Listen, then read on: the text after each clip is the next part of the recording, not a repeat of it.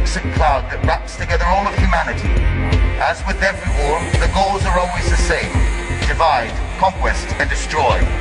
The only difference is now, the weapons are not guns or bombs or missiles. They're called spread, BCE, swap, austerity, fiscal compact, ESM, credit rating, and many more. They're equally strong weapons of mass destruction. But it's the army of the finance speculation, the one who strangles the economy, the one who harasses the democracies, the one that makes us scared slaves, the one that imposes a lifestyle upon all of us that we don't like.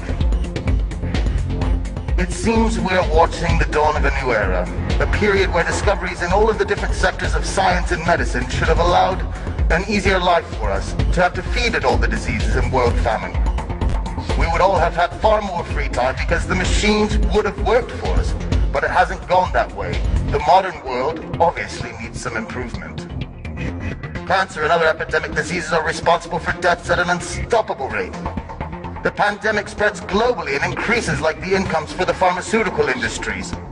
Hunger in the world has not been defeated. Violence keeps devastating entire world areas, and the situation of poverty is forcing entire populations to migrate. The United States are just like the old and beloved Europe, where the social differences are getting wider. Rich people are becoming more rich. The middle class is being pushed towards poverty, and the lower class spirals uncontrollably towards misery. America is still under the crisis path of subprime mortgages that definitely undermines the last bit of security in people, and instead has generated a negative domino reaction overseas. On the other side, the European side, the EU states themselves are so strangled by debt balance sheets that a big part of the state income is destined to pay just the interest without any possibility to reduce the debt itself. America and Europe should have been the ones supported by the rest of the world. Instead, they have been crushed by the most powerful financial crisis in history, which has brought social and cultural implications still to be fully understood. Are we so sure that the American and European situation had different origins as the media wants us to believe? Or instead, are they just two faces on the same coin? Maybe it's the final attack for the world supremacy from an entity that doesn't have a flag or state or affinity. The New World Order, the one of finance, which has slowly taken control, taken it away from the politician, which has in turn become a slave to the system. Nobody tries to raise their voice. No single representative of the sovereign population dares to speak up. But I will. We have to reclaim the power, to snatch it away from the powers of finance, the finance that magically creates money from nowhere. We must instead give it back to the citizens of the economy in the name of prosperity, wealth, and freedom. No political leader will ever say that money is being printed in a private institution. However, the European Central Bank is private, and the American Federal Reserve is private. And yet, the banks flutter on nothing.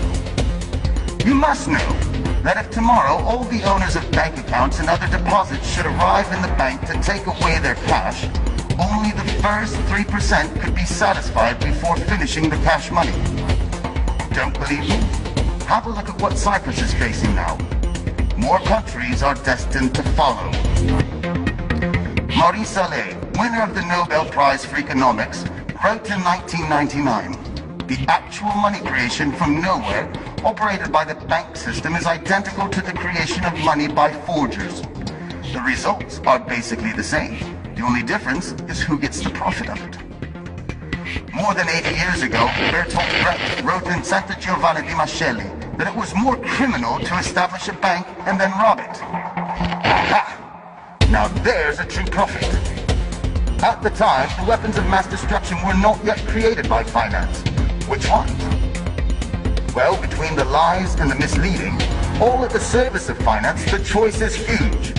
The ESM, for example, is the European mechanism of stability. Or is it? The new Save the State funds, or as we all know in reality, are the bailouts to help just the banks and businesses. Just take a look at Greece. For all of this support, 52% goes to the international banks and to the business owners to help them, to reward them, to save them. There is 23% which goes to the European Central Bank, Then there is 20%, which is designated for the Greek banks. And finally, just a meager 5% actually goes to the Greek state and their citizens. Something, or should I say some things, are clearly wrong here. You must understand something. The user is only afraid of one thing, which is that his client will die. The user has to constrict them so he can make them a slave, but the client doesn't have to die. I'd like you to keep in mind something very important, which is when all of us are asked to tighten up the belt, is Europe asked to do the same? This is bullshit. Sometimes there's a gentleman who asks us just that. Mr. Van Rompuy, President of the European Council, elected by governments and not by the citizens.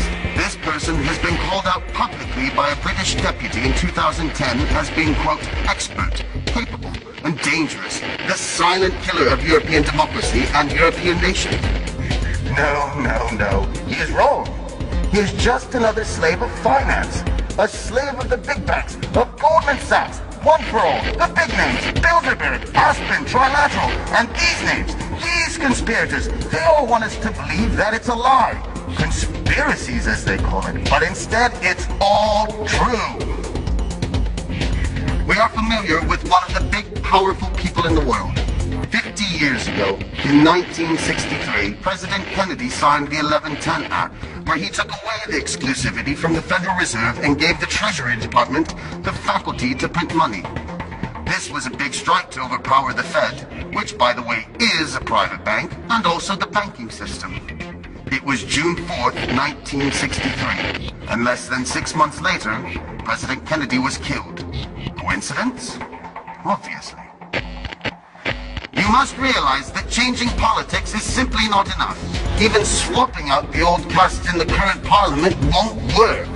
The real revolution is an internal act. It is in our conscious, and it is based on changing our mental perception, to pass our egocentrism, and to acknowledge what is the final goal in our society. Not the profit for a few, but a wealth for all.